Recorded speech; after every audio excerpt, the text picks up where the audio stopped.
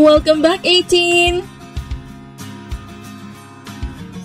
Back when SB19 was just starting out, they had this super kilig yet undeniably cringe intro that fans still remember.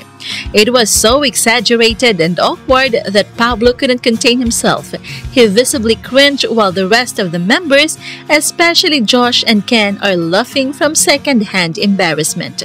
Fast forward to their 7th anniversary concert, SB19 boldly brought that intro back during the Fest Zone portion, fully embracing the chaos and nostalgia.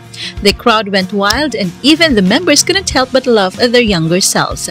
It was a hilarious full circle moment that showed just how far they've come and how much they still love poking fun at their beginnings.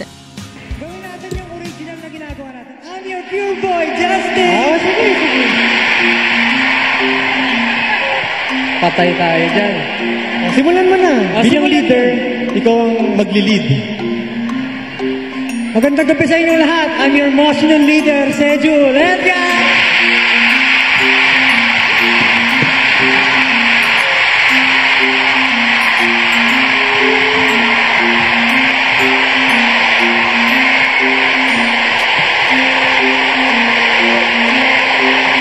Next.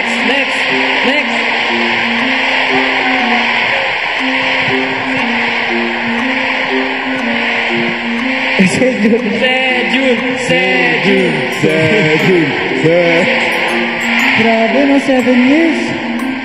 Next. Sejun, kamusta ka na? Long time na. Get in the zone, break. Ako nga po wala.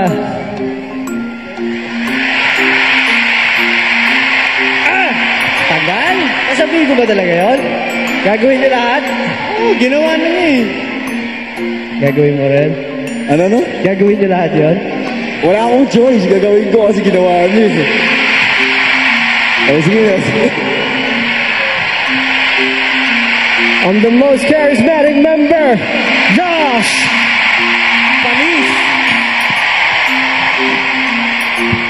Ito matagal ko nang hindi ito ginagawa eh. What is up, Araneta? It's your heavenly voice!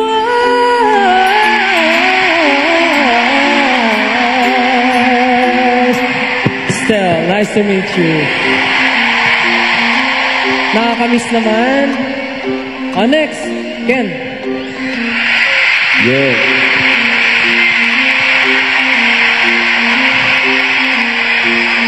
Hello, everyone. I'm the sexiest main dancer. Yes. SB19, let's go. Nasaan yung sample? Nasaan yung sexy dance? Hey. Bakit ganun? May ginagawa pa siya dati, yung ganun. Tsaka tumbling. Next na. Okay. 18.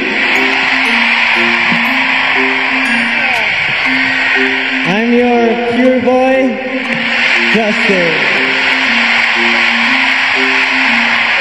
Kulang yan dyan. May ginagawa yan. Get in the zone! Break! Hello everyone, we are SB19!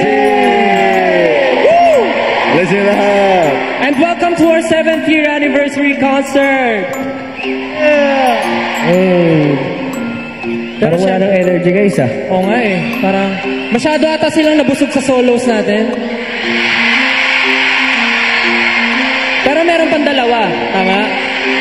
Abangan niya mamaya. Actually, binusog mo raw eh. Ha? Binusog mo raw. Bakit nabusog ka ba? Hindi naman. Meron din.